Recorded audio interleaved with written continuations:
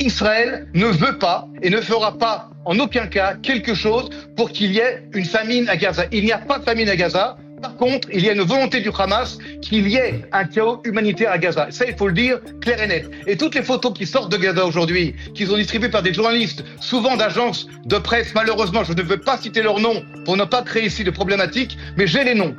C'est moi ou on dirait que le porte-parole de l'armée israélienne menace en direct le peu de journalistes encore vivants à Gaza?